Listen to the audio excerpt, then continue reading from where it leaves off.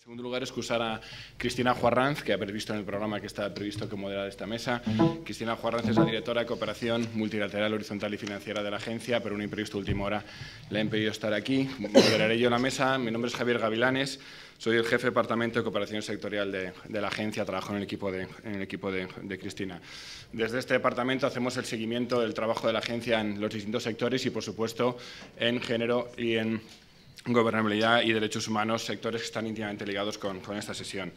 Desde este departamento, además, seguimos también los elementos transversales, que son una prioridad para todo el trabajo de la Agencia de la Cooperación Española, y género y derechos humanos también como elemento transversal. Y además, permitidme que haga unos minutos un poquito internos, pero que creo que vale la pena destacar, los trabajos en género y en derechos humanos, y sobre todo de forma muy específica en violencia de género, no se llevan solo desde un departamento sectorial, sino se llevan desde toda la agencia, y prueba de ello es el desfile que habéis visto esta mañana de distintas unidades de la agencia, de distintas personas implicadísimas en este trabajo que los anteriores ponentes han citado, con lo cual sus citas tienen mucho más valor que las que puedo hacer yo, con lo cual poner de manifiesto hay un compromiso completo de la cooperación española con género, con derechos humanos y de forma específica con la violencia de género. Bueno, esta mañana hemos visto, en primer lugar, la importancia del compromiso político, y el director de la ECID ha lanzado un reto que es para todos, ¿no? Un reto que empezamos ahora como Cooperación Española a trabajar en una nueva etapa, plan director, implementación de los ODS, ¿no? Y nuestro director pues, nos ha invitado a todos a contribuir a este proceso de reflexión y de planificación estratégica, en el cual él mismo ha retomado la importancia de la bandera que ha sido el trabajo en género, específicamente el trabajo en violencia de género, con lo cual estáis todos invitados a sumaros a este proceso de estrategia y planificación política que empieza ahora la cooperación española, ¿no? Y en la segunda mesa hemos visto cómo el enlace entre la política y el compromiso de las instituciones es fundamental, ¿no? Hemos visto distintas instituciones que están en la mesa, pero que a su vez han citado permanentemente a ministerios, a agencias, a observatorios de países, en este caso de Centroamérica, y cómo se ha puesto en manifiesto que desde la cooperación española pues, parece que hemos sido capaces de acompañar con un compromiso político y también institucional a una serie de procesos que dan frutos. Como se ha dicho desde el público, queda mucho por hacer, efectivamente, pero también una mirada positiva de que esta unidad y coherencia entre las políticas de cooperación y las instituciones y los procesos pues parece que dan frutos, ¿no? Y no podíamos terminar esta jornada sin mirar a la cara y dar voz a un actor clave, ya lo ha dicho el director también en su introducción, a un actor clave que es la sociedad civil. La sociedad civil española, y que trabaja, como bien sabéis, comprometidísima y de la mano de la sociedad civil de los países en los que trabajamos, en este caso con una mirada sobre Centroamérica. Y en esta mesa estaba previsto también, y ahora esperemos que se pueda sumar, pues la voz de Centroamérica, concretamente de Guatemala, a través de Mercedes Hernández, que luego la presentaré, que está en Televisión Española, es lo que tiene.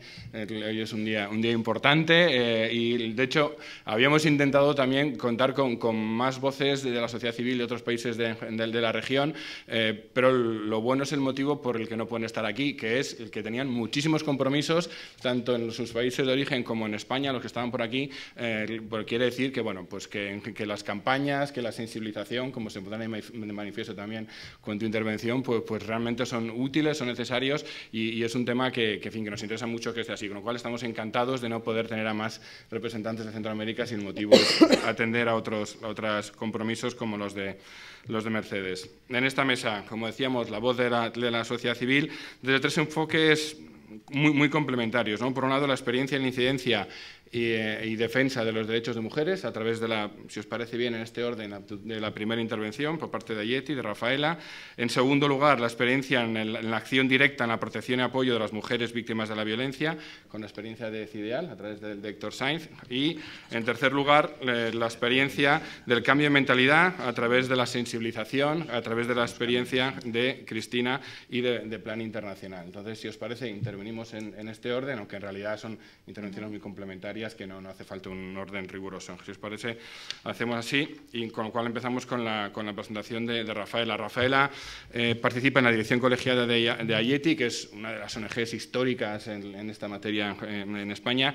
En realidad, deciros que, como bien sabéis, los que conocéis el sector y este ámbito de trabajo, Podían estar aquí muchas otras ONGs, en fin, podíamos haber hecho prácticamente una jornada entera desfilando ONGs y personas, mujeres comprometidas con este trabajo, pero bueno, hemos tenido que elegir, nos parecía que estos casos eran interesantes, ¿no?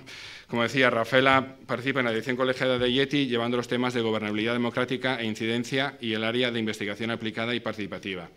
Es especialista en la elaboración de diagnósticos participativos y coordina el programa de formación en España y en América Latina de IETI. A todos os pediremos que, por supuesto, contéis el trabajo que hacéis, los proyectos y programas específicos, porque más ayudan a ilustrar y a entender, como también se ha visto en los vídeos, esa incidencia directa en la vida de las personas, ¿no? que es para lo que estamos, ¿no? Pero también que, aprovechando un poco el gancho que nos ha hecho el director de la ECID esta mañana, que lancéis retos, propuestas, ideas de futuro que nos permitan también diseñar conjuntamente la cooperación española en los próximos años. Pues cuando quieras. Gracias. Hola, buenos días a todos y a todas. Y primero agradecer a la ESID la invitación, felicitar por haberse querido sumar a la conmemoración del día 25 de noviembre y sobre todo haber contado con la sociedad civil en un momento, creo, de evaluación para la cooperación española en Centroamérica. Las coincidencias de la vida, IETI cumple este año 10 años de presencia en El Salvador, aunque más años en el resto de Centroamérica, y entonces también nosotras estamos de balances. Me ha alegrado mucho ver cómo es innegable la relación entre IETI, que lleva ya 38 años en cooperación internacional, y la ESID. Además de los vídeos que se han estado proyectando, La Poderosas es un resultado de uno de los procesos que IETI ha ido apoyando en Guatemala, y ya que no se ha dicho antes, decirle que Las Poderosas han tenido proyectos con mujeres víctimas de violencias aquí en España, donde se han podido hacer intercambio para aprovechar la herramienta del teatro como sanación para las violencias sufridas. Y también Morena Herrera, que ha salido en el último vídeo y que es una de las directoras de la colectiva, que es una de las socias del proyecto específico del que os voy a contar. Como cumplimos 10 años, un balance, lastimosamente, es cómo en estos 10 años hemos ido viendo cómo los índices de violencias van en aumento en la región y sobre todo en El Salvador. Y los índices de violencia de género son aún más preocupantes que el resto de índices de violencia, sobre todo para nuestro trabajo. El por qué, no obstante las actuaciones, el empeño de las diferentes agencias de cooperación, de la sociedad civil organizada, del movimiento feminista, quizá lo podríamos dejar para después, para el debate, porque si no nos llevaría demasiado tiempo y podría ser uno de los retos que había que lanzar a la cooperación española y a la ESID en este caso, en la medida de lo posible. Pero lo que sí quería es dar un poco la parte más positiva, como decía antes la compañera de Culturales de la ECID. Es decir, ¿qué estamos haciendo nosotros? ¿Cuáles son los procesos que estamos poniendo en marcha, que estamos apoyando con la sociedad civil salvadoreña? Me voy a centrar, tenemos en marcha desde los últimos 10 años como unos 20 proyectos, si hablamos en términos, de ejecución de proyectos financiados por diferentes agencias y financiadores. Pero me quiero centrar en uno de manera específica, no solo por su tamaño, por su recorrido de tiempo y por su nivel presupuestario, pero es el convenio que nos está financiando la Agencia Española de Cooperación. No va a haber muchas diapositivas, voy a intentar resumirlo, aunque va a ser complicado, pero sí, en este caso, es un interés particular y personal, institucional y personal, el hacer evidente que IETI no está solo en este convenio, sino que queremos visibilizar a todas las socias que sin ella sería imposible llevar a cabo este trabajo. También decirle que bueno, hay 6 socias, de manera muy resumida para llegar a algo más interesante. Somos 6 socias, 2 del Estado español, nosotras y Cooperación, que es una ONG catalana, que también nos apoya y que tiene muchos años de experiencia, sobre todo en El Salvador, en toda Centroamérica, en la lucha contra la violencia de género, y las 4 socias locales, que son el Centro Bartolomé de las Casas, la colectiva Las Dignas, histórica del movimiento feminista en El Salvador, y CRIPDES. Un pequeño detalle, hemos elegido adrede 2 organizaciones de mujeres feministas y 2 organizaciones mixtas, porque una de las particularidades de IETI es que también trabajamos masculinidades. Aquí podríamos abrir un debate, igual las compañeras de las organizaciones de mujeres podrían contestar y podemos discutirlo cuando queráis. Pero nosotras estamos convencidas de que si no se trabaja, aunque con especial atención en las mujeres, conjuntamente con los hombres, se pueden crear conflictos que luego no tienen posibilidad de resolverse si no se le da herramienta. Eso no significa trabajar de manera igualitaria. Hay metodologías diferentes, hay tiempo diferente, se le dedica tiempo diferente según si son hombres o mujeres, pero siempre hay un momento de encuentro y un momento en que las dos partes se ven la cara. Quitado el momento... El objetivo en general del convenio, que resume un poco toda la trayectoria histórica de Aieti, es el fortalecer capacidades, crear liderazgos y sobre todo liderazgos jóvenes, especialmente de mujeres jóvenes, para que puedan prevenir en la lucha contra las violencias, garantizar el derecho a una vida libre de violencias y sobre todo al derecho a una vida libre de violencias de género. ¿Por qué trabajar con jóvenes en El Salvador? Pues los que están familiarizados con el país y con el contexto saben que El Salvador, por dos razones, es uno de los países con una población joven muy elevada, a diferencia de muchos de los países considerados desarrollados y del primer mundo, malamente llamado. Y por segundo, porque en El Salvador, como en gran parte de Centroamérica, la juventud está estigmatizada.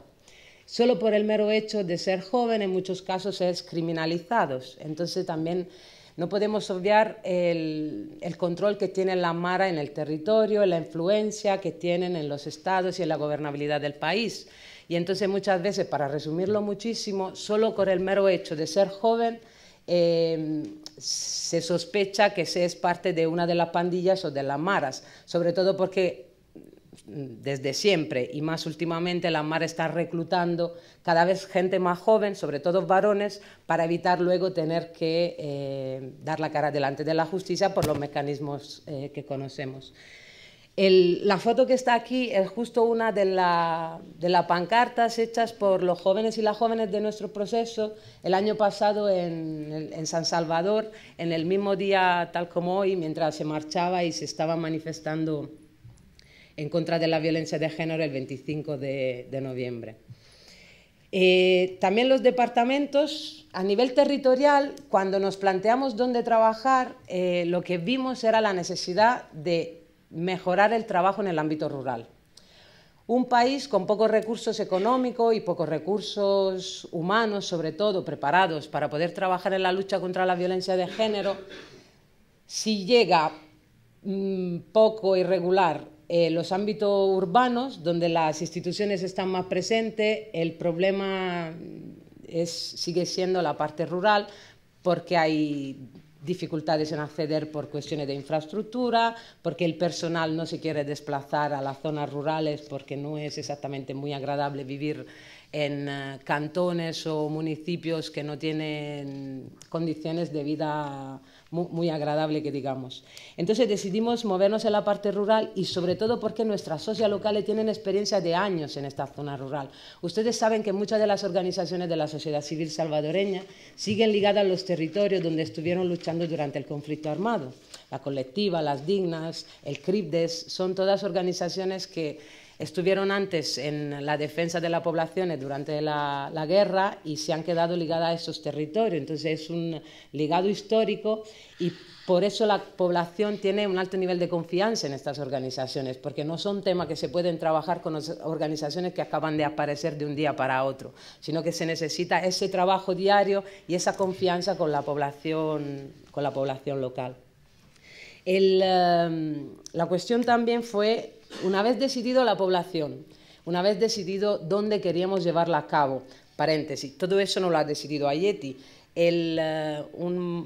Un aspecto muy importante a destacar es que todo el convenio, como todos los procesos que Aieti pone en marcha, tiene un origen en procesos participativos. En este caso específico se hizo un diagnóstico participativo donde participaron titulares de derechos, titulares de obligaciones, titulares de responsabilidades. Agradecer mucho el apoyo de la OTC en El Salvador, que participó directamente en levantar el diagnóstico participativo, porque queríamos preguntar de primera mano lo que opinaban los jóvenes y las jóvenes de los territorios. Entonces, para lo que no estéis tan familiarizado con el mapa, centralizamos en 4 departamentos En este caso está el departamento de Usulután, donde justo ayer hubo un temblor importante, afortunadamente sin mayores daños. Luego estamos en La Libertad, que es la parte más costera, pero en la parte interior de La Libertad, en Chalatenango, que es totalmente en frontera con Honduras, y entonces se añade ulteriores complicaciones por ser fronterizo, por el pasaje de trata de personas que se está dando, el problema de los bolsones por el conflicto territorial histórico resuelto en el Tribunal de La Haya, pero no asimilado por la población que vive en esta zona. Y por último estamos en el Departamento de La Paz, donde estamos también colaborando con la EFI actualmente para reponer en marcha las escuelas talleres y todo el proyecto, la línea de cultura y desarrollo, para poder rescatar el centro histórico en Zacatecoluca. Tenemos la población, tenemos decidido dónde lo vamos a hacer y ahora hay que ver cómo lo vamos a hacer. Y por eso mismo lo que nos devolvió el diagnóstico participativo fue que la población joven no conoce el marco normativo y legislativo del que dispone su país para que puedan reivindicar y tutelar sus propios derechos. Y en El Salvador actualmente hay un marco normativo legislativo positivo y muy propenso. Hay 3 leyes dedicadas exclusivamente a la protección de las mujeres y que están diseñadas para la lucha contra la violencia de género y la erradicación de la violencia de género. Hay una política específica para la niñez, para erradicar la violencia contra la niñez y la adolescencia. Y hay una política de juventud y una ley nacional de juventud. Pero el 80% de las personas que participaron como titulares de derecho en el diagnóstico nos dijeron que no conocían ese sistema normativo. La parte que lo conocía simplemente la había oído nombrar y solo un pequeño porcentaje, que podía ir alrededor del 5%, sí sabía cuáles eran las instancias que tenían que haber garantizado esos derechos.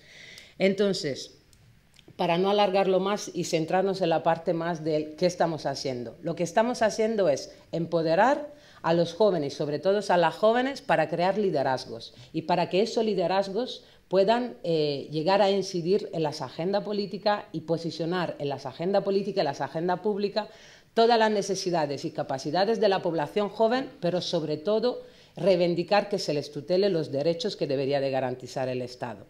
¿Y cómo se está haciendo? Porque si no se posiciona en la agenda política, no existe. Y entonces ninguna de las instancias del Estado se va a molestar en tomarla en cuenta, por muy marco normativo y marco legislativo que exista.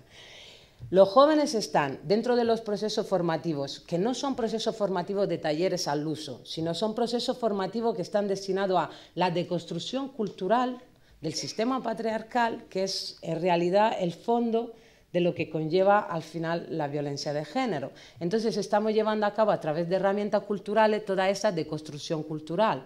Gracias a esos procesos que en este caso se aprovechan de la cultura como instrumento para poder hacer una deconstrucción, queremos que los jóvenes tengan las capacidades para elaborar sus agendas, para revisar la ley de juventud y la política de juventud y transversalizar en la ley de juventud y en la política un enfoque intergeneracional y un enfoque intergénero.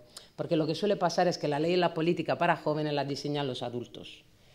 Y entonces hay como un desfase de percepciones y también de identificar problemáticas y necesidades. El empoderamiento que tiene que dar como resultado las agendas políticas y tiene que dar como resultado la revisión de esa ley y de la Política Nacional de Juventud, si paralelamente no se llevan a cabo acciones de incidencia política, se quedarían en papel mojado. Entonces también lo que se está haciendo es colaborar en red, porque si no se trabaja en red, no tendría sostenibilidad ni este convenio ni ningún otro proyecto, porque podría acabar en cuanto acabe la subvención y el apoyo del financiador de turno. Y por eso mismo nosotros hemos decidido trabajar desde el primer momento con el INJUVE, que es el Instituto Nacional de la Juventud, trabajar con el ISDEMU, que es el ente rector que se debería de encargar de atender, de prevenir y de atender a las mujeres que sufren violencia de género en El Salvador. Y también colaboramos con el Centro Cultural, Porque en el centro cultural una buena experiencia a rescatar es la creación de la Casa Tomada que se ha hecho en el Centro Cultural de la Cooperación Española, donde es un espacio y se da la oportunidad a las diferentes organizaciones de difundir sus experiencias y se dedican muchos programas a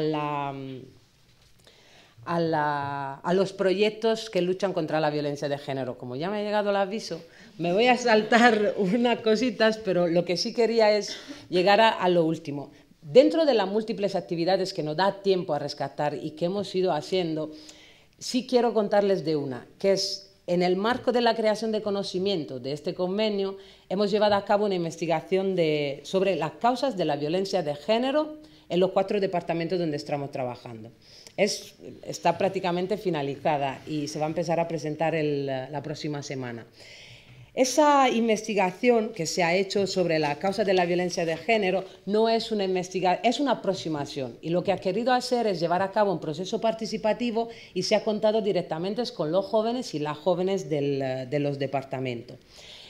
Ha tenido 3 objetivos. El primero ha sido el querer identificar los tipos de violencias que los chicos y las chicas están viviendo, pero sobre todo, primero lo que reconocen de primera, y sobre todo lo que están tan incrustados en el discurso que no se reconocen como violencias.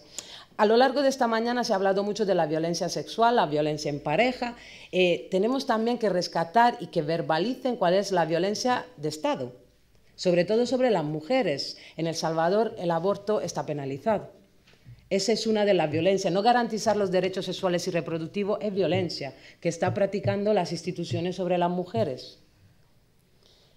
En segundo, identificar una vez que, porque el proceso de sanación se puede dar si se verbaliza y se explicita.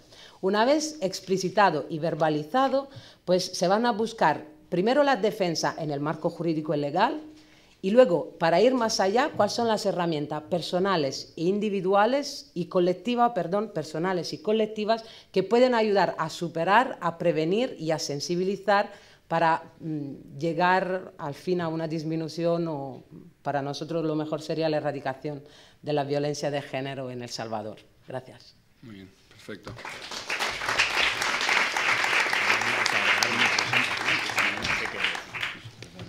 Muchísimas gracias, Rafaela. Y ahora tiene la palabra Héctor Sainz, que es director de proyectos de la Fundación CIDEAL. Héctor es licenciado en Ciencias Políticas y Sociología, antropólogo y posgraduado en Cooperación Internacional.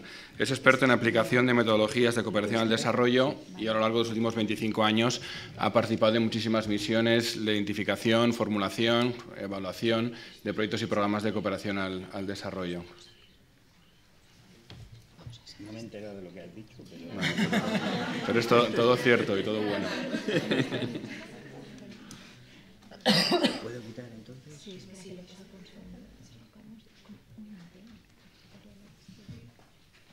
Espera, porque es que si no cargo esto yo estoy muerto aquí, ¿verdad?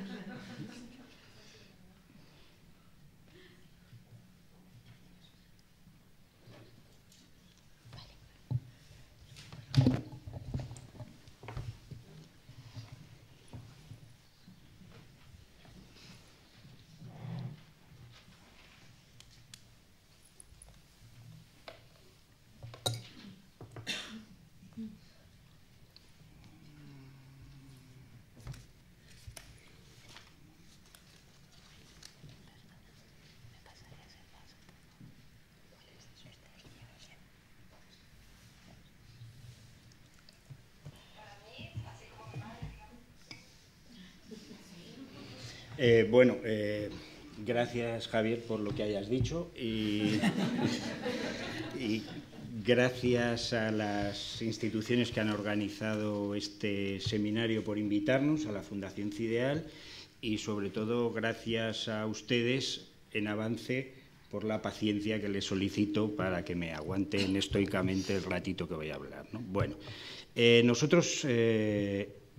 entiendo que hemos sido invitados a este seminario para hacer una presentación de un proyecto de cooperación que estamos ejecutando en Guatemala en estos momentos con apoyo de la cooperación española y que consiste esencialmente en la puesta en marcha y en la operación de un centro de atención integral a mujeres víctimas de violencia de género en un municipio de Guatemala que se llama Sololá. La Fundación CIDEAL no es una organización, digamos, especializada en temas de violencia de género en exclusiva. Quiero decir, es una de sus líneas de trabajo, pero tiene otras líneas de trabajo. Y en mi caso concreto, que soy el director de proyectos de la Fundación, ni soy especialista en el tema, ni soy especialista en Guatemala, aunque he trabajado a veces con estos temas y en el país. Pero lamentablemente no podíamos traer a nuestra compañera y a nuestro compañero que están allí en Guatemala trabajando en este proyecto, y entonces lo que les hemos pedido es que nos mandaran una información, y quería presentarles un poco en qué consiste el proyecto, pero también enmarcarlo dentro del modelo de actuación que la Fundación tiene y con el que trabajamos estos temas, ¿no? Como les decía, la Fundación no es especialista o no trabaja en exclusiva esta materia, pero es una de sus líneas de trabajo más o menos importantes, de las más importantes que estamos desarrollando. En la actualidad, y esto es un poco de propaganda institucional, estamos ejecutando 5 proyectos que tienen un fuerte componente de lucha contra la violencia de género. 2 proyectos en Túnez, 1 en Marruecos y 2 en Guatemala, ¿no? Como ven, no me voy a extender para que no me pases el cosito ese, pero como ven, con financiadores diversos, es decir, con la Unión Europea, con mujeres, con la cooperación española, por supuesto, y en distintas temáticas, ¿no? Es decir, en temáticas que van más de la prevención, de la atención, de la asistencia jurídica, etcétera, etcétera, ¿no? En el caso de Guatemala, que es lo que nos ocupa, estamos en la actualidad trabajando en 2 intervenciones, o sea, en estos momentos, ¿no? Una con financiación de la Unión Europea dentro de un programa, digamos, más grande de la Unión Europea, que es el programa SEJUS, en el que, creo que ya no está, estaba mirando ahora, trabajamos con la Fiscalía de la Mujer. Eso también me salva de que si tiene una mala opinión de lo que hemos hecho, así no lo dirá, pero vamos, o sea, quiero decir, trabajamos mucho con ella, con la Fiscalía de la Mujer, sobre todo en temas de asistencias técnicas, es decir, eso es lo que trabajamos. Hemos ayudado en la puesta en marcha del sistema de monitoreo de la Fiscalía, en mapeos sobre situación de violencia de género, en evaluaciones de impacto de algunas campañas que han llevado, etcétera, etcétera. Y después, el programa último que ven, el que aparece al final, pero que en el fondo es al que más atención le voy a prestar, vamos, al que me voy a dedicar después de esta breve introducción, que es el de Centro de Atención Integral de Víctimas de Violencia de Género en Sololá, ¿no? En el municipio de Sololá. Bueno, ¿por qué violencia de género, o por qué lucha contra la violencia de género, y por qué Guatemala? Parece que está claro, en la mesa anterior se ha dicho, es decir, que Guatemala es uno de los países donde esta problemática, digamos, es más dramática, más intensa, y en el que se han puesto, digamos, más estrategias para intentar combatirla, con éxito variado, pero por lo menos hay, digamos, esfuerzos muy significativos. Eso está claramente reconocido por la cooperación española, ¿no? Es decir, y quería un poco destacarlo. Aquí antes se ha dicho, y creo que tienen razón, para el próximo plan director, lo que hay que incorporar o no hay que incorporar, lo que está claro es que en el marco de Asociación País en Guatemala ocupa un lugar central. De hecho, creo que se ha hecho ahí un deseable esfuerzo de concentración temática y de que básicamente el marco de asociación refleja, básicamente no, es lo que refleja 2 programas, uno, como ven, de reducción de la desnutrición infantil y otro de reducción del número de muertes violentas de mujeres. Es decir, ahí esa concentración, lo que se ha hecho, supongo, es respetar uno de los temas que consideramos que deben ser claves, ¿no? Y eso que hemos pegado ahí, que no se ve, pues en el fondo es una especie de marco de resultados que aparece dentro del marco de asociación, en el que se habla de los componentes que la cooperación española ha definido para actuar en esa estrategia de lucha contra la violencia de género, y en el cual el proyecto del que yo vengo a hablarles se marca claramente, es decir, sería una actuación.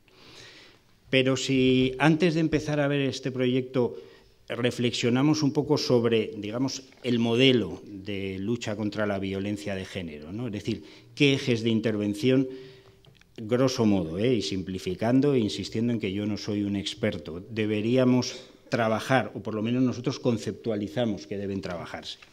Pues bueno, muchas de las cosas que voy a decir aquí para muchos de ustedes serán obviedades, pero de alguna manera es para fijar el marco y entender dónde estamos trabajando con el proyecto del que les hablaba. Lo primero, y ustedes lo han dicho, hay un tema clarísimo de prevención, ¿no? Es decir, toda una labor, ha habido varias intervenciones haciendo referencia a la necesidad de que uno de los ejes de trabajo debe ser siempre la prevención.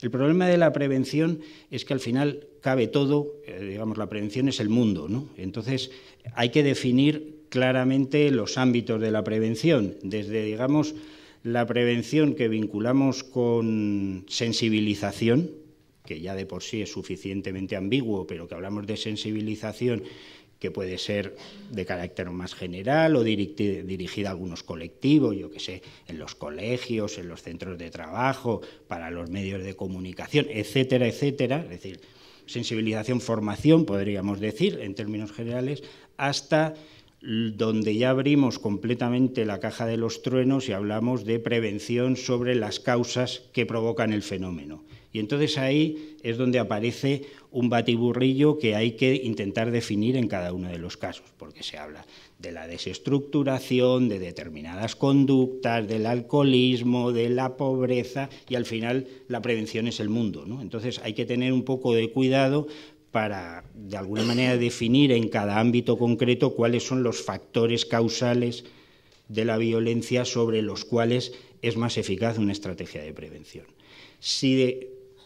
Digamos, esto sería antes o para, precisamente como su nombre indica, prevenir que el fenómeno se produzca. Pero si el fenómeno se ha producido, existen también una serie de componentes que tendríamos que ver. El primero, y ustedes lo han dicho, la mesa primera ha insistido mucho en esto, habla del desarrollo y mejora de marcos legales, ¿no?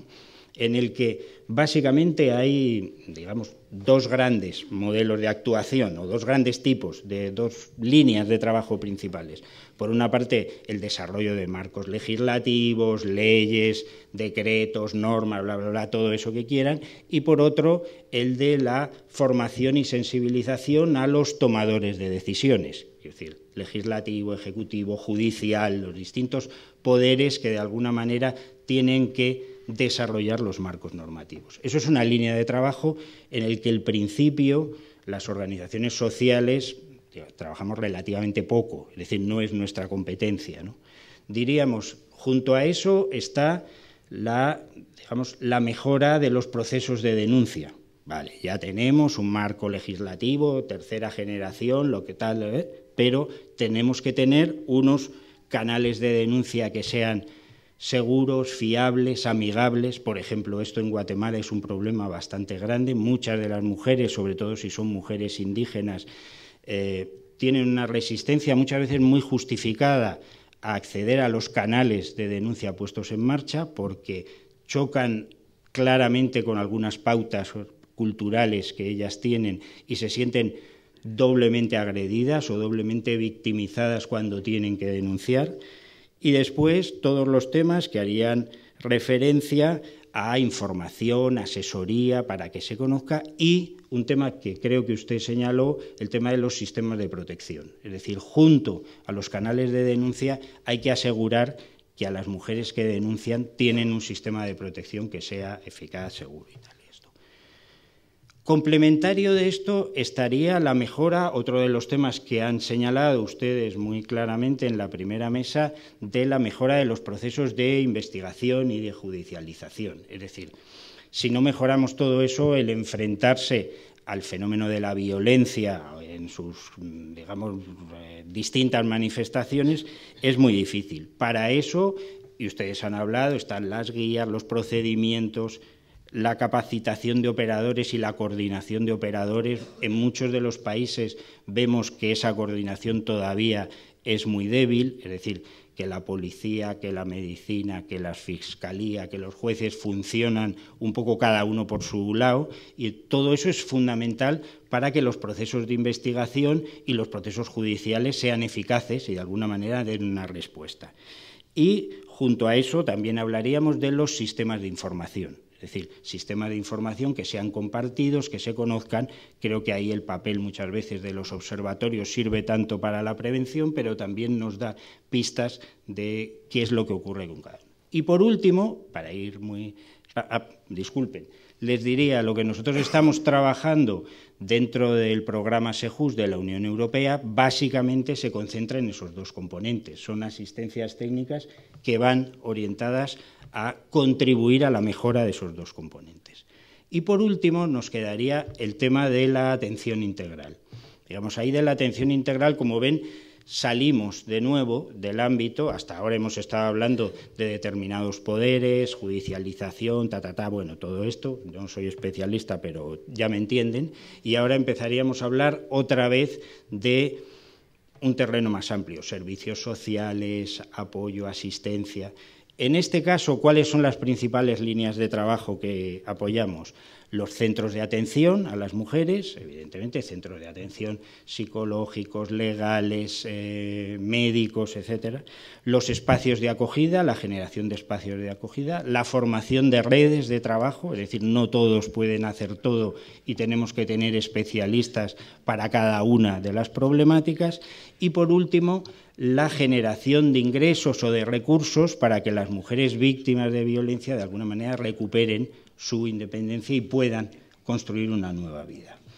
Evidentemente, muy rápidamente y siendo muy matizable, diríamos que las organizaciones sociales, donde más a gusto nos sentimos, donde está lo que sabemos hacer, estaría en el primero y en el último de estos componentes que les he dicho, en temas de prevención y en temas de atención integral. Ese es, digamos, el espacio natural donde trabajamos, ¿no?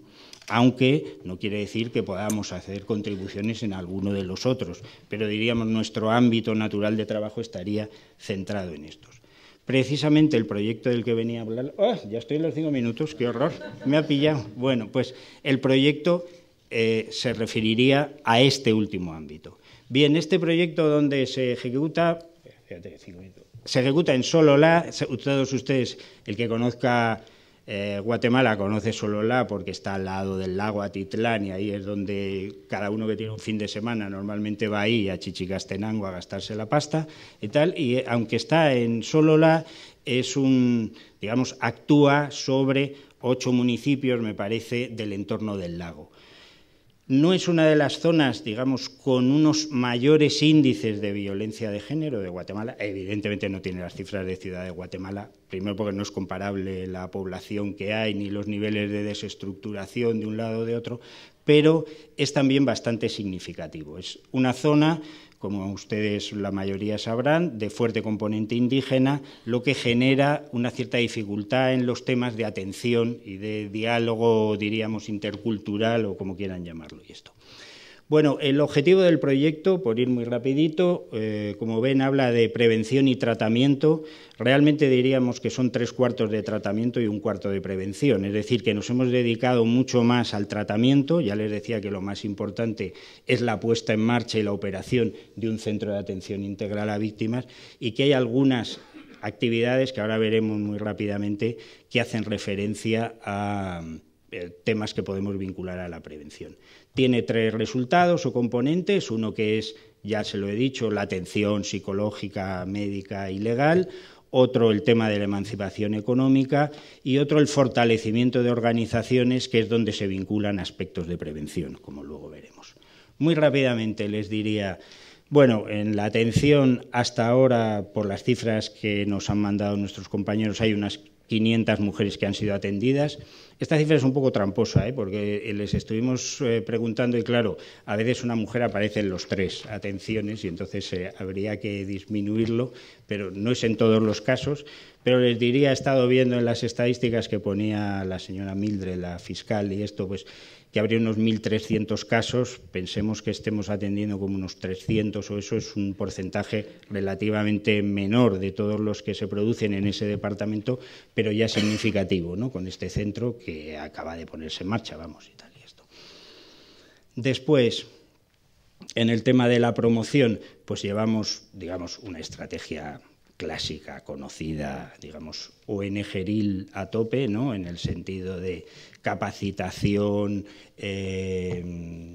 capital, microcréditos y apoyo a la comercialización y a la gestión empresarial, algo que creo modestamente que sabemos hacer razonablemente bien, ¿no? O sea que lo hemos aplicado en muchas zonas y tal y esto, y en el fondo pues hemos, digamos, el colectivo con el cual hemos trabajado de estas mujeres atendidas son unas 200, 80 han recibido créditos y tal, es decir, bueno, tenemos ahí un porcentaje relativamente significativo.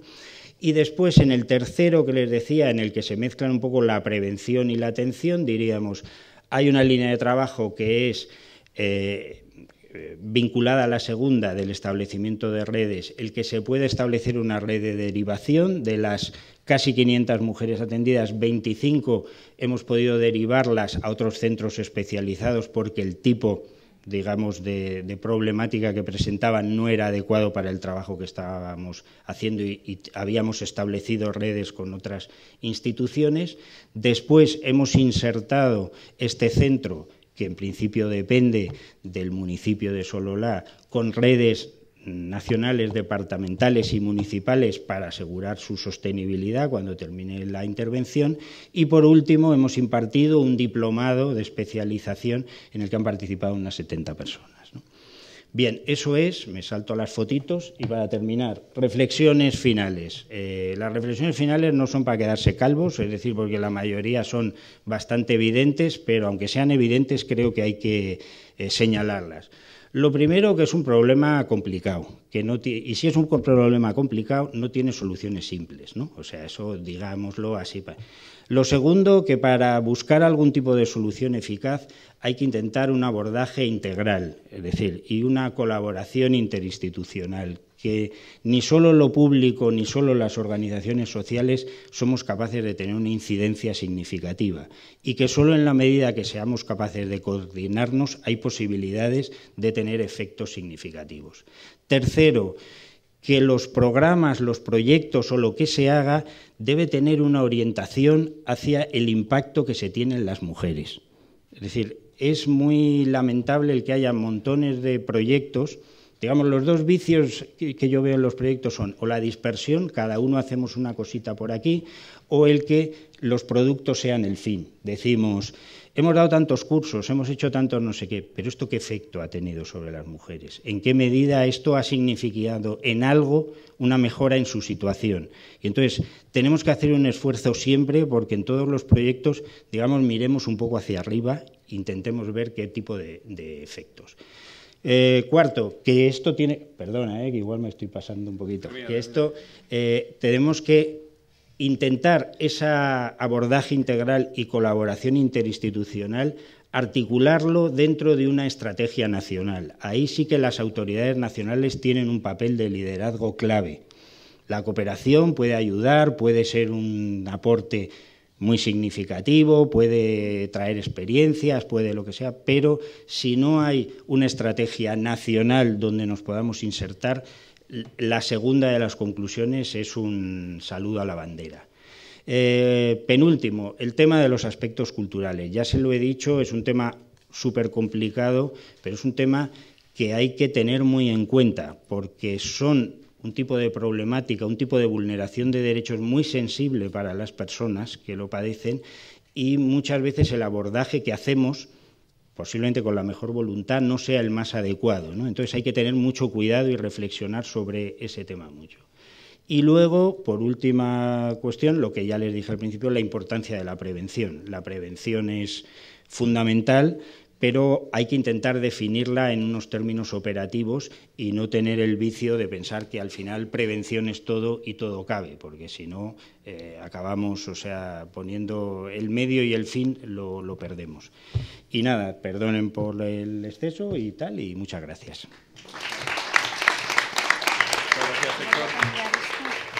Aprovecho para decirles que ha llegado ya Mercedes Hernández de su compromiso con los medios de comunicación y si te parece, Mercedes, acércate a la mesa. Espera, no. Mira, si te pones ahí. Hay una silla. Bueno, Ni el símbolo veo. Cristina, ¿podrías ponerte tú delante del ordenador? Sí, por si te parece, supuesto. para actualizarlas. No, pero hablarías al final, si te parece. Pero Sí. ahora- Ahora tú, me toca a mí? Cristina, Vale. exacto. Y después... Toma, nos cambiamos. Los 5 minutos se lo doy al... Te dejo, no sé si tenéis que cambiar esto. Preparamos nuestro vídeo. A ver, eso, al final. Muy bien, pues como decíamos ahora, interviene Cristina García Bailo con un mensaje complementario a los anteriores. Hemos escuchado una primera intervención centrada en la garantía y fomento de los derechos, una segunda intervención más centrada en la intervención directa con las víctimas y ahora una intervención por parte de Cristina, en representación del Plan Internacional, más centrada en la sensibilidad y en el cambio de actitudes. Cristina es directora de Comunicación en Ciencia Política e integrante de la Junta Directiva del Plan Internacional. Es periodista con muchísima experiencia en medios de comunicación y también en departamentos de comunicación de empresas e instituciones. Y concretamente es experta y asesora en comunicación institucional, política y corporación. Buenos días a todos y a todas y gracias, Javier, por la presentación y gracias a la ECID por contar con Plan Internacional para participar en esta mesa redonda en un día tan especial y tan importante porque estamos celebrando y conmemorando el Día contra la Violencia de Género. Os voy a dejar un dato general para ubicaros un poquito en el contexto mundial, porque más de 150 millones de niñas, es decir, 1 de cada 10, ha sufrido violencia sexual y el 35% de las mujeres ha sido víctima de la violencia de género. Aunque luego nos vayamos centrando en Centroamérica, que es a lo que hemos venido hoy aquí, y os voy a contar y vamos a intentar desarrollar algunos de los programas que nosotros estamos trabajando en Centroamérica. Sí quería dejaros este dato sobre la mesa porque me parece muy importante. Para quienes no conozcáis Plan Internacional, Plan es una organización de cooperación al desarrollo y ayuda humanitaria que trabaja por los derechos de la infancia y especialmente por los derechos de las niñas. Nacimos en 1937 en España, cuando un periodista británico vino a cubrir la guerra civil y empezó a ayudar a los niños huérfanos de la guerra. En Plan Internacional, desde 2007 estamos liderando un movimiento que comenzó como una campaña, que es el movimiento Por Ser Niña. Y dentro de ese movimiento Por Ser Niña es donde agrupamos los programas de igualdad que ahora mismo estamos desarrollando en Centroamérica. Empezamos con este movimiento en 2007 cuando una periodista británica se desplazó a Nepal a realizar un reportaje. Iba caminando una mañana por una carretera y se encontró a una niña muy chiquitita caminando sola, cargando unas garrafas de agua. Paró y le dijo, era un día entre semana, media mañana, ¿por qué no estás en el colegio? Y la niña le dijo, porque soy niña. Simplemente el hecho de ser niña le impedía ir al colegio. En esa aldea los niños sí estaban en la escuela. Ese es el origen del movimiento Por Ser Niña. Hoy en día lo que queremos con este movimiento que está comprometido a transformar las relaciones de poder es que las niñas de todo el mundo puedan aprender, liderar, decidir y prosperar. Millones de niñas ven vulnerados sus derechos a diario. Más de 62 millones de niñas no tienen acceso a la educación. 14 millones de niñas son obligadas a casarse cada año. Cada 2 segundos una niña es forzada a casarse. Al día 39.000, casi 39.000 niñas son forzadas a casarse, al matrimonio, lo que llamamos nosotros matrimonio temprano forzado. Y 50.000 mueren cada año debido a problemas en el embarazo o en el parto. Además, el 30% de las niñas de entre 15 y 19 años ha experimentado violencia en pareja. Yo quiero que veáis ahora mismo un tráiler, simplemente hemos traído un tráiler que dura unos 2 minutitos y medio. Es un resumen de un documental que hemos hecho en Centroamérica sobre el programa Campeones por el Cambio, que estamos trabajando allí desde hace unos años. Y luego lo comentamos.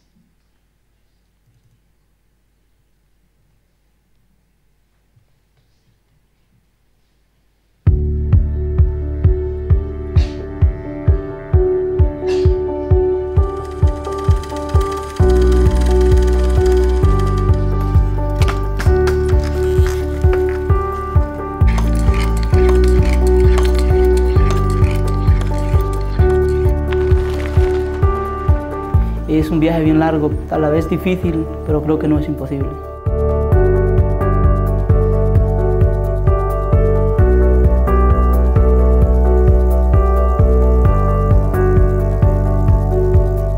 El momento del cambio es ahora, donde yo puedo cambiar lo que soy por una persona nueva. Porque dicen que nosotros los hombres debemos de ser fuertes, no llorar, no expresar nuestros sentimientos.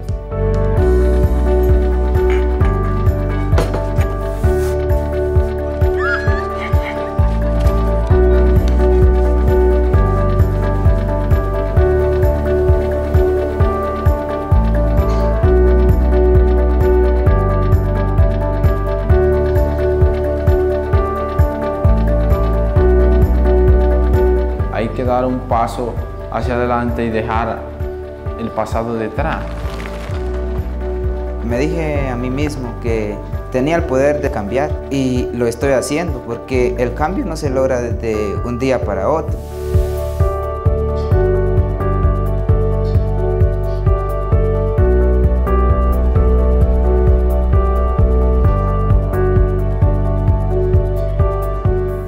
Hasta fregando y barriendo en su casa, cosa que ellos decían que nunca iban a hacer, que hay un cambio en ellos, wow, un cambio radical. Joven, que seamos todos sinceros, que viva siempre la igualdad de género.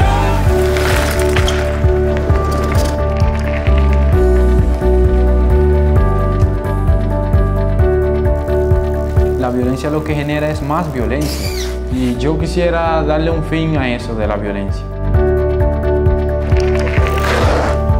Las cosas importantes no se consiguen fácil, siempre hay que luchar uno por ellas. En el querer está el poder, si yo quiero, yo puedo.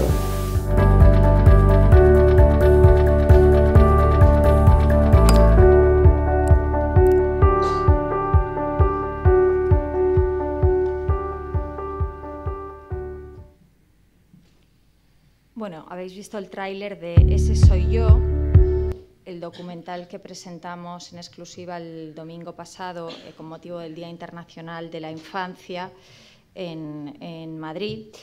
Este documental se basa en el programa Campeones por el Cambio que llevamos a cabo en 8 países y que trabaja con jóvenes para promover la igualdad de género, los nuevos modelos de masculinidad y el cambio de normas sociales a través de la participación juvenil y la movilización social. En plan internacional entendemos lo mismo que los otros compañeros que han estado en la mesa anterior y como ha comentado anteriormente Rafaela, entendemos que la igualdad de género no es un asunto de niñas y mujeres, es un tema de derechos humanos. Es necesario cambiar el concepto de que los hombres son el problema y empezar a verlos como parte de la solución, y eso es lo que hemos pretendido en este programa. El empoderamiento de las niñas y la implicación de los niños, de los chicos, en la igualdad de género solo podrán tener lugar en comunidades que se enfrenten a las normas sociales sexistas y valoren a las niñas y los niños como iguales. Hay una de las causas, debido a la situación de las niñas en el mundo, una de las causas que realmente nos preocupa en plan internacional, que es el matrimonio temprano forzado, y que curiosamente ha descendido en los últimos años en Asia y en África, pero ha aumentado en Latinoamérica. Nosotros este año acabamos de presentar un informe que se llama Contando lo invisible, que precisamente lo que estamos reclamando es que las niñas dejen de ser invisibles por la falta de datos sobre sus vidas, porque entendemos que si no se contabilizan no podemos empezar a trabajar con ellas. ¿Tengo más tiempo? Sí, ¿Puedo continuar? Sí. Ah, vale, estupendo. Los 5 minutos, justo. Fenomenal. Bueno, el panorama que presentan muchos de los países centroamericanos reflejan la gravedad de este problema. Los datos no son demasiado alentadores. El 29% de las niñas en América Latina, como se estaba comentando, contraen matrimonios siendo niñas. A la cabeza de esta lista se encuentra Nicaragua con el 41%, seguido de República Dominicana con el 40% y Honduras con el 39%. Además, en países como Nicaragua, hasta un 28% de las niñas dan a luz antes de cumplir los 18 años. América Latina y Caribe es la región con mayor número de feminicidios a nivel mundial, como antes ha comentado. Cada día mueren al menos 12 latinoamericanas y caribeñas por el solo hecho de ser mujer. Los programas, como os estaba contando, de Plan Internacional en Centroamérica están coordinados a través de nuestra presencia en varios países, en Guatemala, en Honduras, en El Salvador, en Nicaragua, y persiguen cumplir la visión que da forma al movimiento que os he explicado, el movimiento Por Ser Niña. La de un mundo donde se asegure que las niñas y los niños puedan gozar de todos los derechos a la supervivencia, la protección, el desarrollo y la participación. Nosotros lo hacemos también a través de la incidencia, como el resto de compañeros. Por ejemplo, en Guatemala, durante varios años hemos estado trabajando para cambiar la edad del matrimonio infantil, que antes era desigual y discriminatoria para las niñas, porque fijaba el matrimonio infantil para las niñas en 14 y para los niños en 16. Ahora mismo se ha igualado en 18. Esto nos ocurre en muchos otros países, tanto de América Latina como de África. En Malawi hemos conseguido también igualar eso recientemente y ahora estamos valorando hacerlo en otros países. Muchas gracias.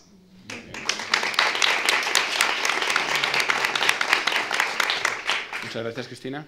Y pasamos entonces la palabra ahora a Mercedes Hernández, que es presidenta de la Asociación de Mujeres de Guatemala. Como decíamos antes, nos costaba pensar esta mesa sin tener la voz de las personas, sobre todo de las mujeres de Guatemala que tú representas. Y que vale la pena también hacer una biografía no tanto de títulos, sino de hechos vividos, ¿no? Porque Mercedes nació en el Quiché, una de las zonas más afectadas por la violencia ante el conflicto armado, y esa experiencia de primerísima mano que le permitió conocer los ratos de ensañamiento de la violencia contra las mujeres en el ámbito del conflicto, pues ha marcado su vida. Posteriormente, su formación en ciencias jurídicas y sociales y también su compromiso le ha permitido ser una de las activistas más importantes y además también investigadora sobre violencia sexual como arma de guerra. Es autora de muchísimos documentos reconocidos internacionalmente y ese reconocimiento le permite ser también una de las caras más importantes de los medios de comunicación sobre estos temas. Cuando quieras, Mercedes.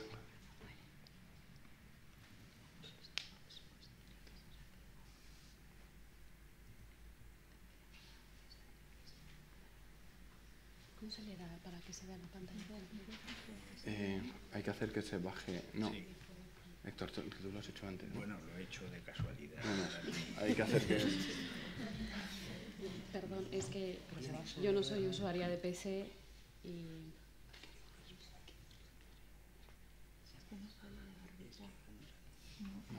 Pincha en lo blanco. Ya está. Es que aquí este borde está... Era para desviar la atención. Todo bien, ¿no? Todo bien, Lo has hecho bien, ¿eh? Oye, si está grabado, por favor, haced algo, porque el directo lo soporto, pero el grabado ya va a ser muy duro. Ya está. Bueno, muchísimo. He conseguido poner en pantalla. Está a punto de agarrarme a ti. Tenía que haberlo hecho. Lo habéis hecho. Perfecto. No, todo bien. Adelante, Mercedes. Bueno, muchísimas gracias por la presentación tan cariñosa, lo primero.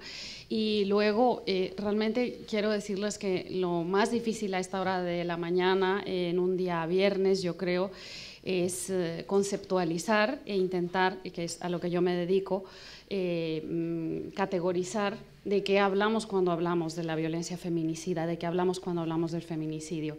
Quiero ya anticipar que uno de mis mayores problemas es la capacidad de síntesis, porque es un problema realmente tan extenso, una realidad social con tantas aristas, que bueno, voy a disculparme de antemano por aquello de que el moderador tenga que llamarme la atención más de una vez, pero en realidad es tanto... En realidad es tanto lo que hay que contar sobre el asunto, que bueno... yo creo que es importante que hagamos algunas reflexiones esta mañana. Quiero también disculparme de antemano por aquello que pudiera resultar una presentación de una incomodidad, pero las personas que nos dedicamos a pensar la realidad social nos dedicamos precisamente a presentar incomodidades ante la institucionalidad que se hace cargo. Quiero hacer un paralelismo sobre dos realidades sociales que son el feminicidio y la violencia sexual. Y para esto quiero hacerlo de la mano de las herramientas de la justicia transicional, de los grandes pilares de la justicia transicional, que son la verdad, la justicia y la reparación como mecanismos contra la impunidad. ¿Y por qué quiero hacer este recorrido con ustedes esta mañana? Pues esencialmente porque cuando hablamos de Centroamérica y especialmente cuando hablamos de feminicidio no podemos obviar la realidad del Triángulo Norte de Centroamérica, especialmente la realidad del conflicto armado que azotó a Guatemala y que azotó también a El Salvador, y que en muchos lugares de esa nomadología esta conflictividad se encuentra con la cara sexualizada del genocidio, que es efectivamente el feminicidio. Y tampoco podemos omitir hablar de la justicia transicional cuando hablamos de Honduras, porque efectivamente Honduras ha salido de una situación de quiebre de la democracia hacia un intento de restituir esa democracia tras el golpe de Estado de 2009 que todos ustedes y todas ustedes recuerdan. Yo traigo material preparado como para estar aquí con ustedes y que el almuerzo y la merienda la hagamos acá. Vamos a ver hasta dónde conseguimos llegar, y ahí donde no consigamos llegar, pues quedamos convocados y convocadas para profundizar en la reflexión en otro momento. Y sí, voy a intentar hacer, yo creo, alguna aportación. Ya decía, ya adelantaba antes, que más de tipo conceptual, que creo que es de donde debe partir realmente toda cooperación que se precie de ser efectiva. Así que lo primero que quiero comentarles es que esto parte de una reflexión que estamos haciendo en América Latina sobre precisamente las herramientas de la justicia transicional, porque en México, cuya capital internacional del feminicidio, Ciudad Juárez, ha sido tan conocida en este lado del mundo, está utilizando también las herramientas de la justicia transicional para buscar a las mujeres desaparecidas. Y la desaparición de las mujeres, todos ustedes y todas ustedes saben que va también de la mano de la violencia feminicida. Y para esto, pues, también quiero recordar que estos pilares de la justicia transicional y la justicia transicional en sí es justicia imperfecta para tiempos radicalmente imperfectos, como dice Pablo de Grief, uno de los relatores especiales de Naciones Unidas. ¿Y por qué hago acotación de esto? Porque los tiempos radicalmente imperfectos son en realidad la historia de las mujeres. Dice Catherine McKinnon que no ha habido tiempos de paz para las mujeres.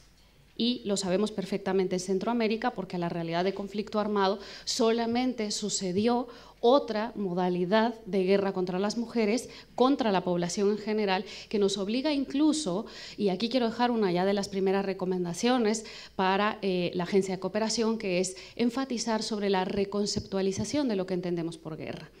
Las guerras no son más lo que eran antes, el conflicto armado no es más lo que era antes.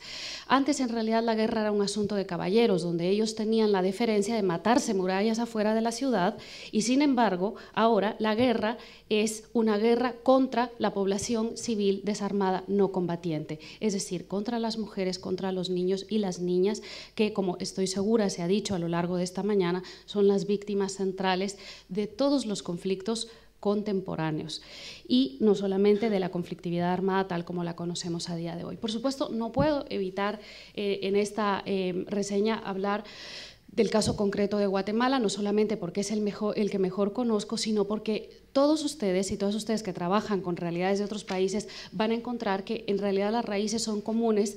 Incluso si queremos trasladar esta realidad a la Sudáfrica del apartheid, al conflicto palestino-israelí, si queremos trasladar esta realidad sobre todo a países cuya realidad es tan homologable como Colombia y, como decía antes, más históricamente y visto en retrospectiva seguramente con la realidad de El Salvador y la realidad de Nicaragua, en el caso centroamericano.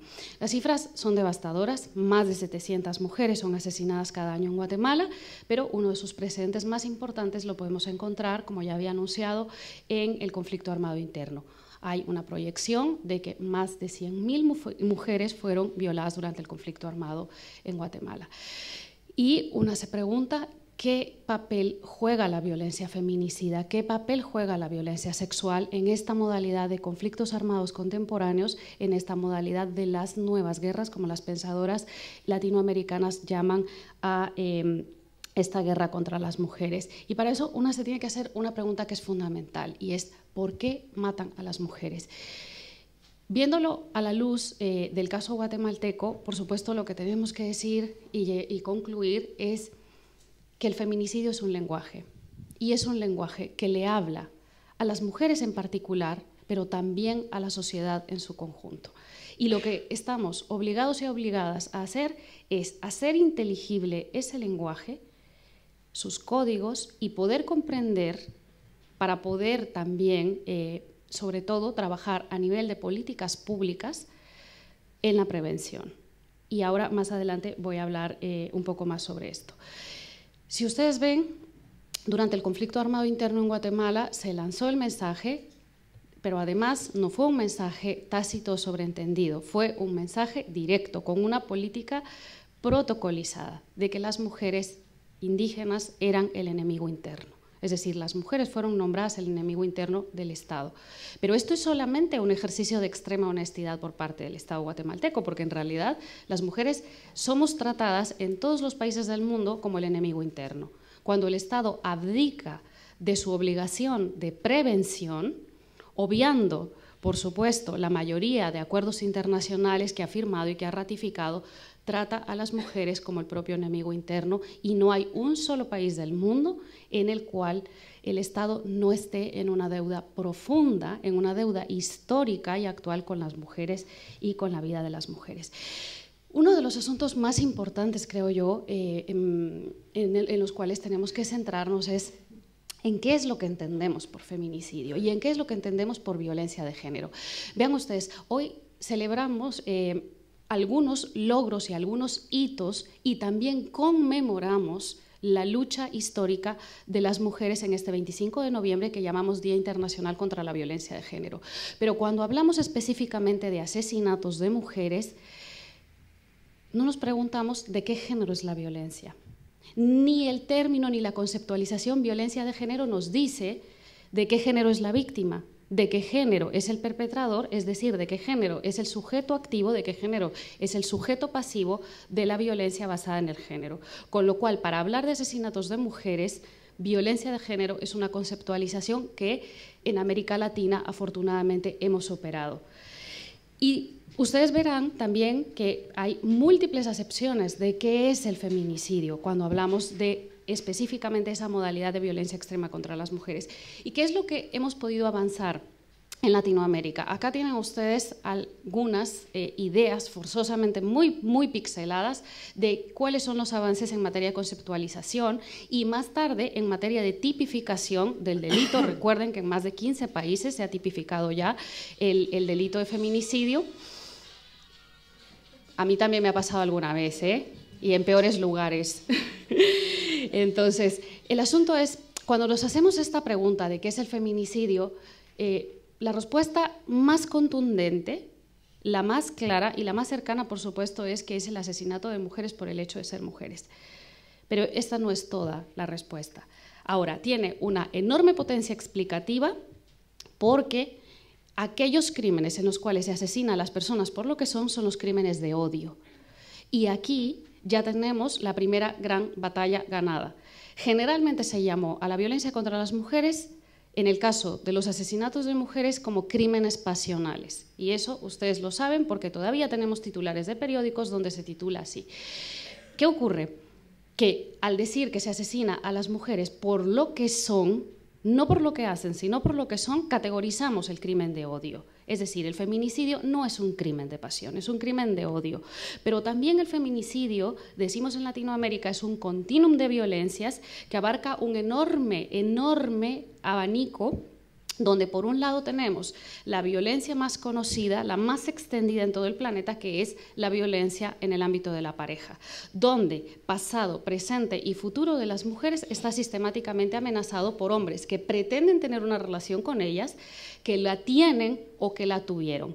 Y en cualquier tiempo verbal en el que se conjugue la vida de pareja, las mujeres tienen peligro de muerte.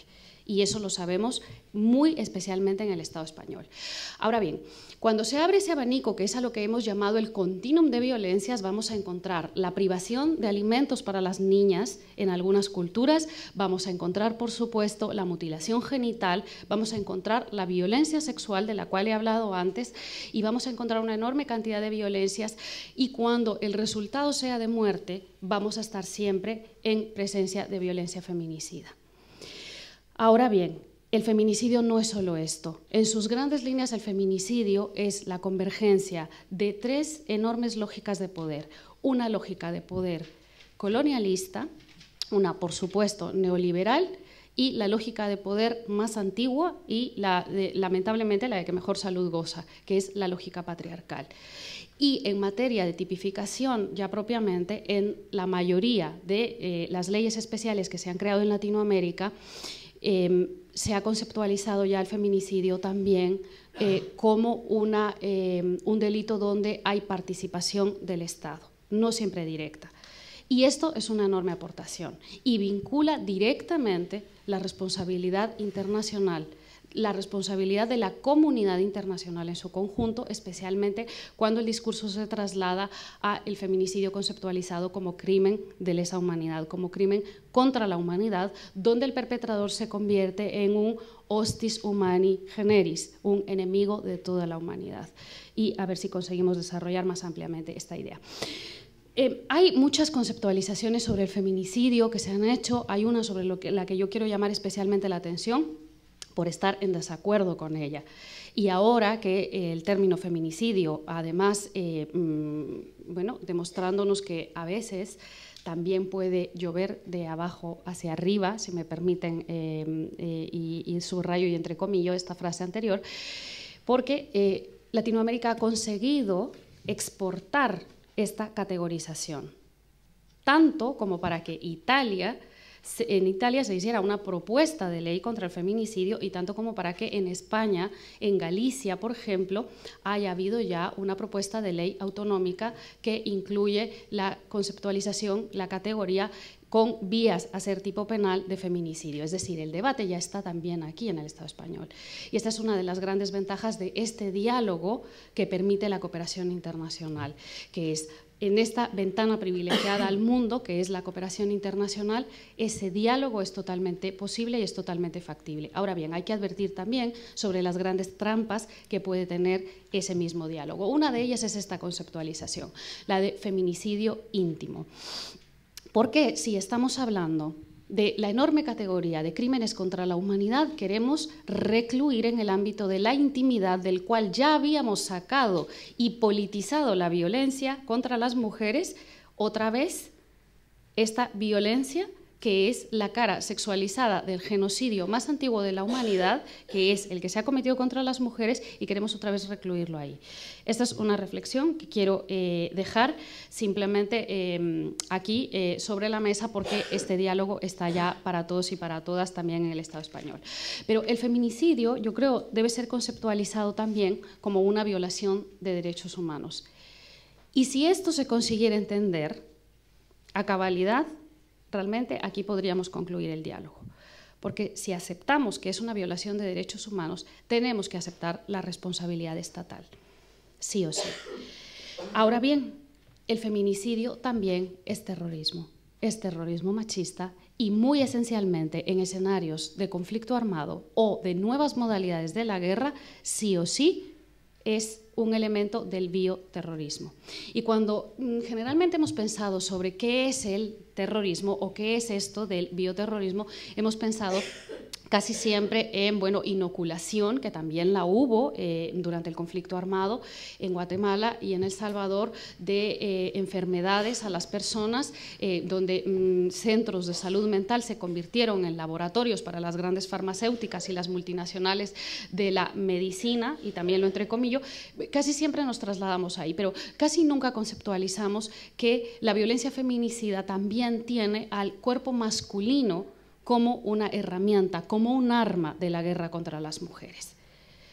El arma, además, más barata, porque no necesita ni siquiera de municiones, no necesita más que del cuerpo humano masculino convertido en esa arma para la guerra, y que sin embargo es capaz de desestructurar comunidades enteras, que es capaz de dañar el tejido social con tal grado de profundidad que más de la mitad de la población, que somos las mujeres, tenemos miedo ante la sola amenaza de la existencia de este tipo de terrorismo. Eso no es terrorismo. Cuando más de la mitad de la población vive en estado de terror absoluto, no podemos hablar de otra categoría. Tenemos que conceptualizarlo como terrorismo. Y he hablado ya antes sobre la categorización también como genocidio. Y esto es fundamental. Tal como no se han incluido las motivaciones políticas dentro del crimen de genocidio, pues por supuesto las motivaciones de género tendrán que esperar, a menos que todos y todas empecemos a unir esfuerzos para que la violencia basada en el género sea también conceptualizada como un motivo de persecución, que es lo que dice el Estatuto de Roma, a la mayoría de la población.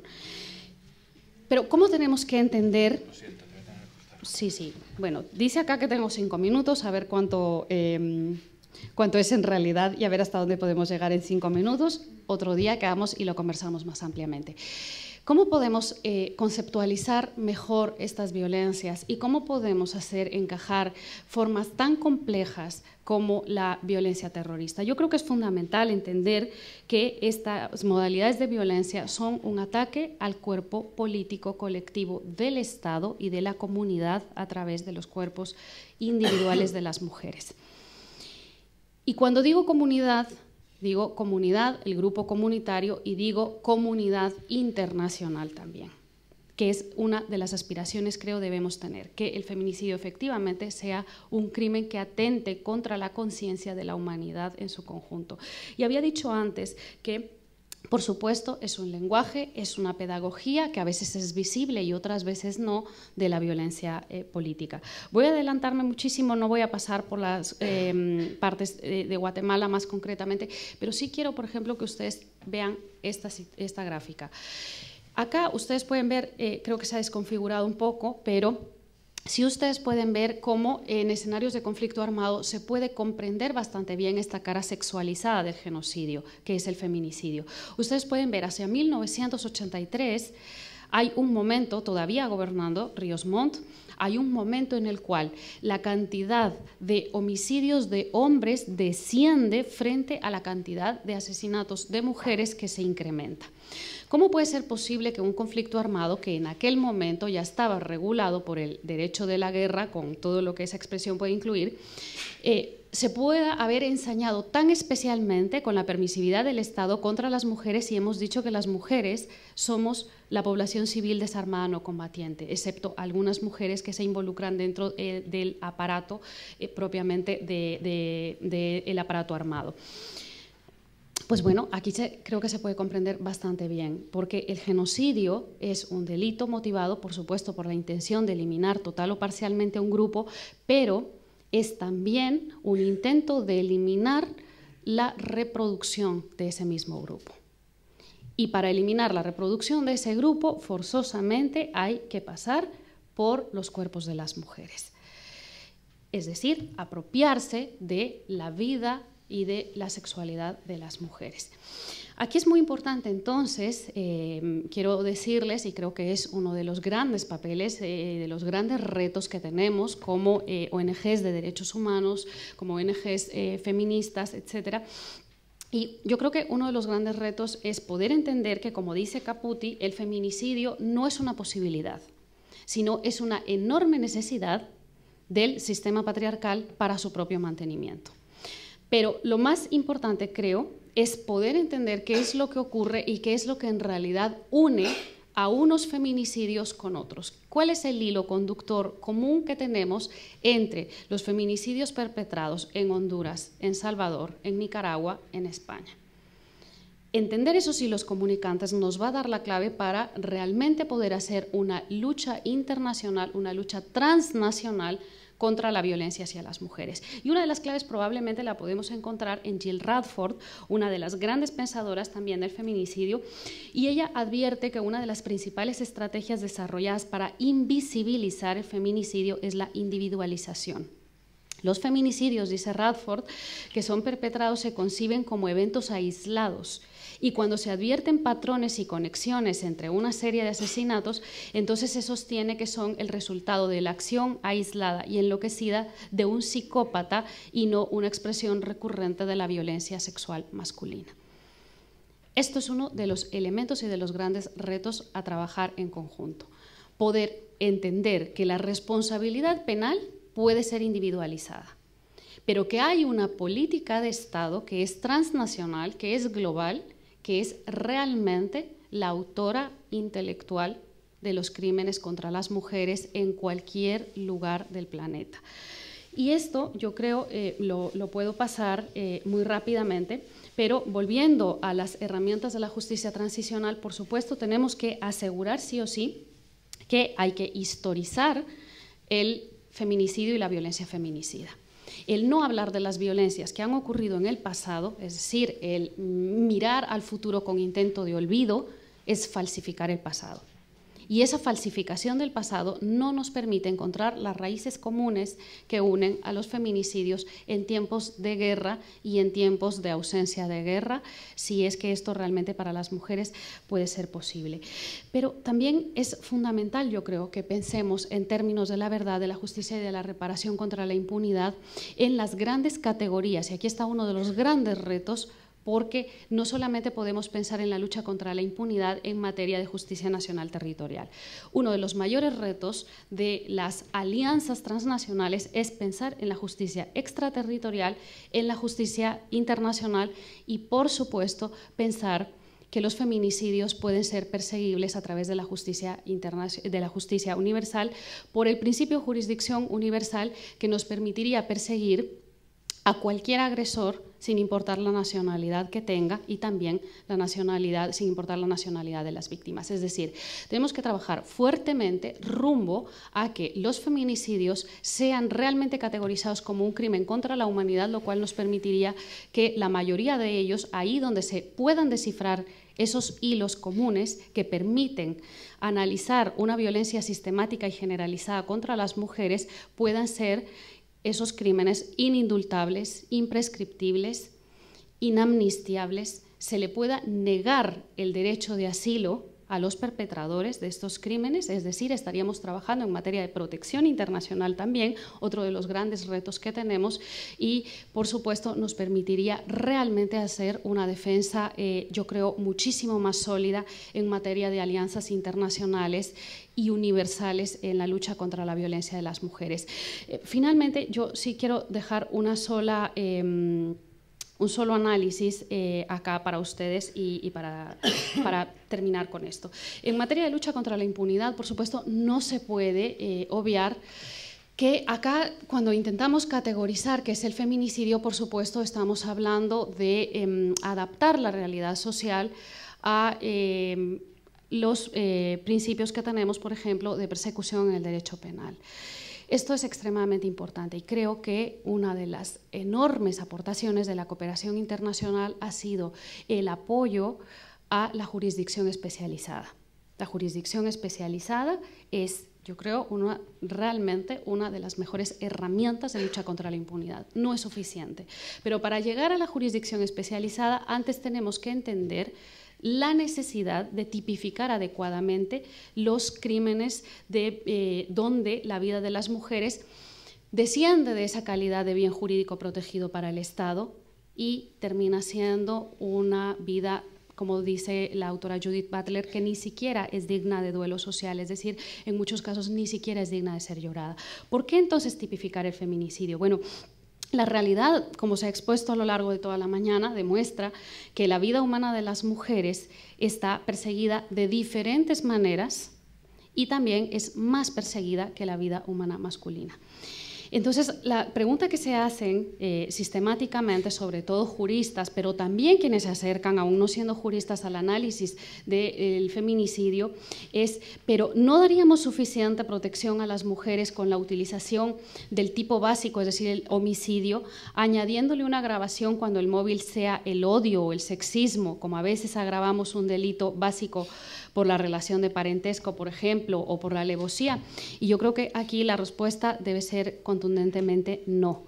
Y esto es esencial entenderlo. Necesitamos tipificar el feminicidio porque no es que haya crímenes que sin la presencia del sexismo o de la misoginia no se producirían. Es decir, que sin estos elementos no se producirían en la modalidad básica. Necesitamos tipificar porque hay crímenes que sin esos dos factores no se cometerían en absoluto, ni en esa modalidad básica, ni tampoco en la modalidad agravada. Es decir, no estamos hablando de la misma mens rea, como le nombramos en el derecho, es decir, de la misma motivación. Igual que el genocidio no es un conjunto de homicidios, sino que tiene una motivación distinta al homicidio, el feminicidio tiene en sus raíces y en su origen una motivación totalmente distinta, una mens rea totalmente distinta a lo que hemos entendido por el término desgenerizado homicidio. Así que son algunas de las reflexiones que quiero dejarles esta mañana y, por supuesto, pienso que otro de los grandes retos de la cooperación internacional respecto ya directamente al derecho como herramienta de combatir la impunidad en el caso de la violencia feminicida tiene que ser el empezar a impugnar también el discurso de neutralidad del derecho. El derecho no solo no es neutral, sino que es profundamente androcéntrico, profundamente sexista, profundamente racista y absolutamente patriarcal. Creo que los retos que nos quedan abiertos esta mañana son muchísimos. Yo espero haber podido contribuir a clarificar hacia dónde se está moviendo el debate del feminicidio en América Latina y cómo podemos hacer algunas alianzas estratégicas para que podamos hacer lo que las mujeres hemos hecho por mucho tiempo, repensar mejores formas de proteger el bien jurídico, por supuesto, más valioso que todas y todos tenemos, que es la vida. Muchas gracias.